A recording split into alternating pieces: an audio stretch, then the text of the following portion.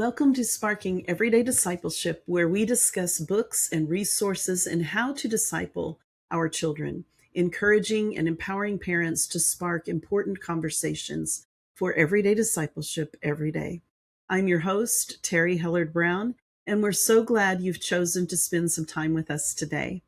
Before I introduce you to our guest today, I want to let you know that this podcast is sponsored by Hyperbole Books. Hyperbole Books exists to bridge the gap between Sunday school lessons and Monday morning life. We believe discipleship happens in the everyday moments around the breakfast table, during bedtime routines, and in the ordinary rhythms of family life. We publish children's books and family resources that help parents move beyond teaching about God to actually walking with their children in real, lived out faith. From board books that introduce biblical truth to chapter books, and even young adult fiction and nonfiction that wrestle with authentic questions. Our books are designed to spark conversations, build biblical foundations, and encourage the next generation to embrace faith as their own. Whether you're a first-time author with a story burning in your heart or an experienced writer looking for a publishing partner who shares your passion for discipleship, Hyperbole Books offers both traditional publishing and comprehensive self-publishing coaching to bring your vision to life. Hyperbole Books publishing stories that disciple families and empower the next generation to live authentic faith. Today, our guest is Lexa Hale, and she has a brand new book, her first book, out with Paraclete Publishers, and it's a board book that will bless your family. Let's join the conversation. Well, Lexa, thank you so much for joining us today. I'm looking forward to talking with you. I'm looking forward to talking with you. This is so fun. Well, we want to start by talking about this wonderful board book you've written, God Chose Me. Tell us about it and what inspired you to write this book. Well, it's an interesting story because at the age of 62, it's my first book I've ever written, and I'm a first-time author. So it certainly isn't anything that I had planned to do or that I dreamt of doing or that I thought someday I want to write a book. I never even thought that.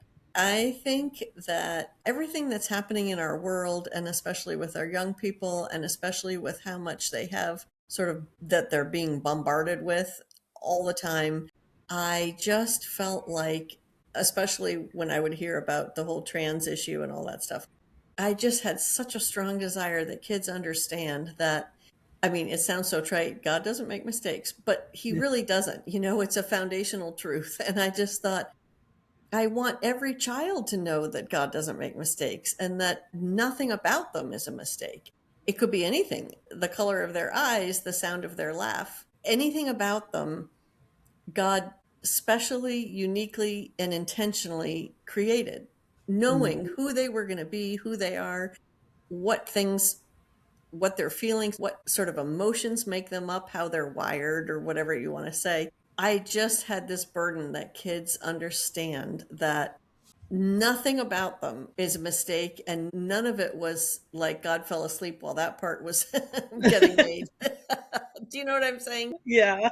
It could be the tiniest detail or the biggest things that are most important. They're perfect just the way they are. Even in their imperfections, that's what's perfect, is because that's what God chose. So I just thought it's a little board book because I just wanted kids to know that from their tiniest days, so that as they get older and it gets rougher and rougher, that we all have things about ourselves that we wish were different. I just thought if they have a foundation of knowing, no, this is who God made me, I don't need to change anything about it because this is what God chose. So that's kind of what led me to write it. And I just like to write poems sometimes, and I think it's fun to write poems. So I just thought, I don't know, it literally just sort of came to me one morning. That's awesome. Yeah, I agree. And I love the celebrating who God made me to be as your subtitle. I love that because it's such a fine line, though, because you don't want to do what some are doing in the world who are building up children to think they are all that and that the world revolves around them. But we do want to celebrate who God has created us to be and his calling on our life, his fingerprints in our lives. And I think you've done a good job of balancing and really not just doing a self-esteem ego boost. Exactly. I wasn't thinking of that sort of everybody's a winner kind of mentality. I was thinking like a lot of people maybe don't like how they're made. I mean, there might be things they wish were different, but those things are what will build character. Those things will be what will make you lean on Jesus when you don't have everything you need. It's that kind of everybody's great, everybody's perfect, not that kind of thing, but more like the things that are troublesome for me or difficult for me, it's okay that they are because that's why we need Jesus. He's going to give us the grace that we need to deal with whatever that might be. Do you know what I mean? Yeah, I was just reading something about that. John Piper was talking about that, how we need to recognize that each of those difficulties and challenges in our lives simply remind us we need Jesus. If we were living in total comfort, everything seemed perfect, we would turn our backs on God like that. Exactly. That's just human nature. We would be self sufficient. So that's really cool that you mentioned that. The other thing I have to mention, this is totally different, but your rhyme is so good. Have you ever read a book where the rhyme is just like, I say it's like stumbling on a gravel road? You're kind of, Yes. this is beautifully done. You did such a good job. Oh, thank you. Thank you. I know exactly what you mean, and that means a lot to me because if the syllables aren't right and you just have to kind of say it in a weird way to make it work, Yeah. or you say it in how you would normally say it and it doesn't work at all. Yeah, I really tried to make it work. I just started writing board books recently. And the first one I did had rhyme. And I had worked on it and sent it to my critique group.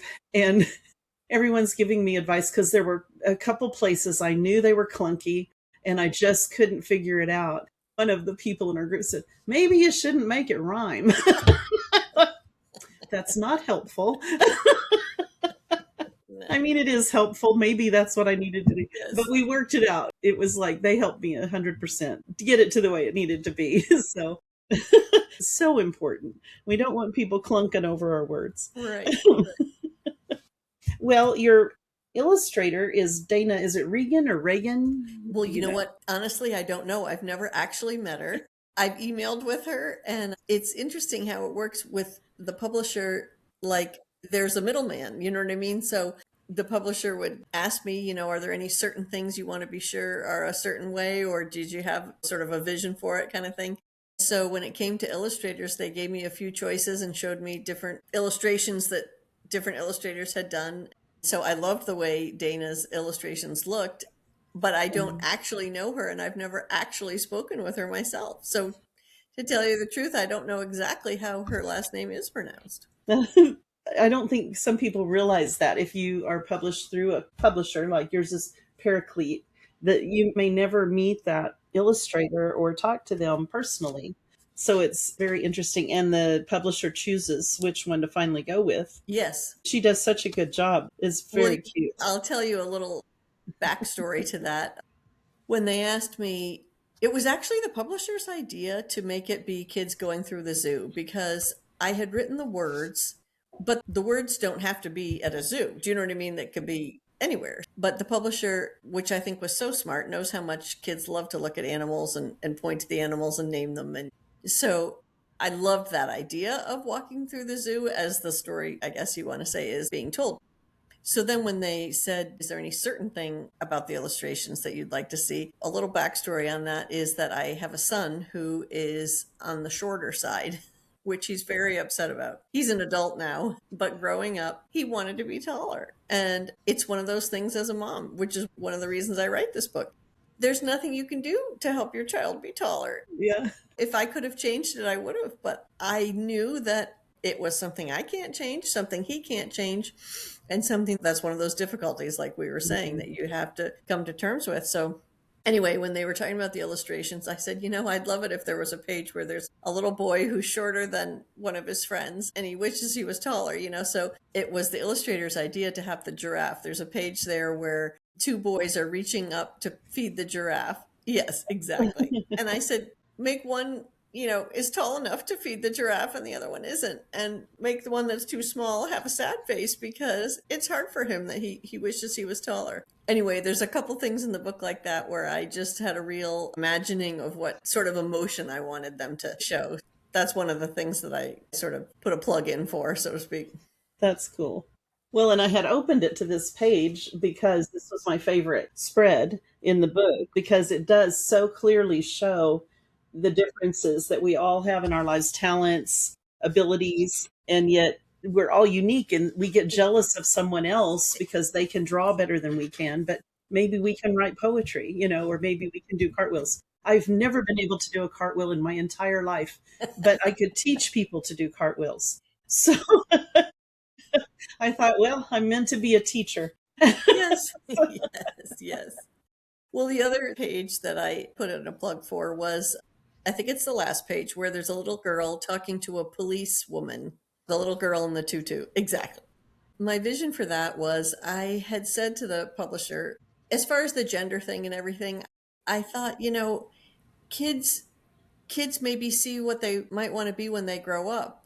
A little girl who's wearing a tutu and being a little girly girl in her pink tutu might want to grow up to be a policewoman, and that's fine. Mm. Like, she doesn't have to become a boy to have that job, because maybe it's more typical of males to be policemen, but she can be a little girly girl and she can still grow up to be a policewoman.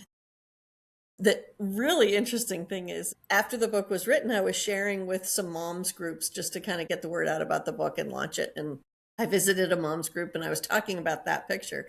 And they all started laughing. And I looked up and I said, "What's so funny?" And one of the moms said, "You're telling my story."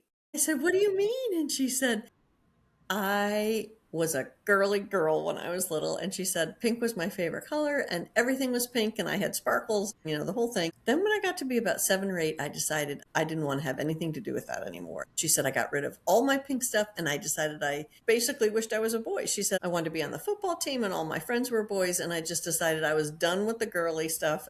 She said, then I decided to become a policewoman, which she is now.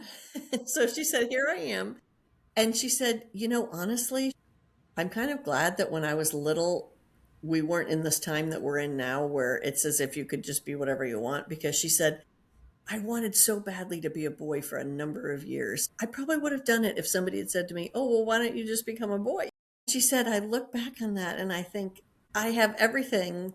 I'm happy about who I am and I have everything that I need and want. Now I've got a couple of daughters. They're girly girls. She said they say things like, when I grow up, I want to be a cheerleader. She says, at first I thought, oh, for God's sakes. And now I say, great, whatever you want to be. Anyway, it was just funny because I'm telling the story. I'm talking about this little pink ballerina girl and she wants to be a policeman. She's like, you are literally telling my story. I couldn't believe it. I love It that. was just neat. It was sort of a confirmation for me. Like, you know what? That's who I'm writing this book for, is those kids.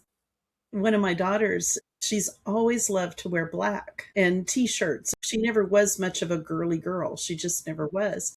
Maybe when she was tiny, tiny. And people have tried to say that she's not who she is. And she's like, Mom, is something wrong with me? And I'm like, absolutely not.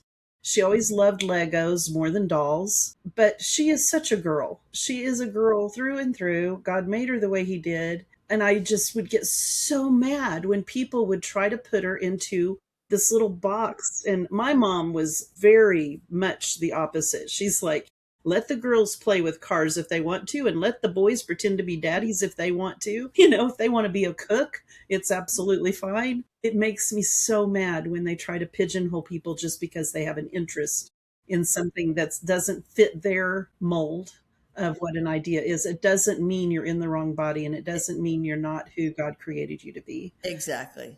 It just hurts to see people hurt like that. Exactly. Well, I am so glad that you wrote this book. I just think it's cool that you never intended to. Yeah. So that's just kind of fun. I've wanted to be a writer since I was in second grade. Oh. And I didn't do it till I was toward retirement, almost in retirement age. But that's cool. So I just want to reiterate to everybody, it's God Chose Me. Lexa Hale is the writer, and Dana Regan is the illustrator with Paraclete Publishers. Do you have a page they can go to? Do you have downloadables on the page or anything like Well, that? I have a website, which is just lexahale.com. My first name is Lexa, my last name is Hale, so it's just lexahale.com. On my website, I have some coloring pages and some fun little activities, and I have some other poems that I've written that are just, for fun. You can't buy the book from my website because it's just an author website. You can buy the book from anywhere, any bookstore, Amazon, or from Paraclete Press itself. For coloring pages and fun stuff like that, it's lexahale.com. Okay, we'll have both links in the show notes for Paraclete and for your website or Amazon. I don't know which, I put both sometimes. We'll have links anyway. It doesn't matter. People can find your book there. I think it's a great book to start with, to start this discussion early when children are young, especially today when they're being told things that just aren't true. Right. Well, thank you so much for sharing, and thank you for coming on the podcast. It's been nice to talk with you. It's been great. Thank you so much. Thank you for spending time with us today. If we sparked any questions or you want to share a comment, we would love to hear from you. You can place a comment under the show notes. There's a place where you can put those there. We try to respond to every comment and question. I want to let you know about one more thing with Hyperbole Books. We have an epic, amazing retreat coming up in August 2026. And we're hoping to make this an annual event. We have been so excited about this event. If you are a children's book author or an illustrator and you're a Christian, this retreat is for you. It is in Oklahoma, and we are going to be staying in a castle. We're calling it the Storybook Inspiration Retreat at the Castle. We will be staying in the castle. This retreat offers everything. It offers an opportunity to talk about business building, writing stories, illustrating stories, working together, collaborating with illustrators and writers. It's also an opportunity to rest, to get away. There's a swimming pool. There's a lap pool. There is hiking if you want to do hiking. We even have an excursion to a safari where you can draw animals, see animals, experience them. They have a close encounter. You have that option as well. We have tried to put everything into this retreat to bless you, challenge you, encourage you, and help you on your journey as a writer. So if you've ever wanted to write a children's book, it's been burning in your heart and mind, just like our guest today who never intended to write a book, but when God put that message on her heart, she had to tell the story. If that's you, consider coming to our retreat in August 2026. You can find that information on our website at hyperbolebooks.com. We would love to see you there. And as always, most of all, we pray you feel empowered, equipped, and encouraged to walk by faith and to embrace everyday discipleship every day with the children in your life.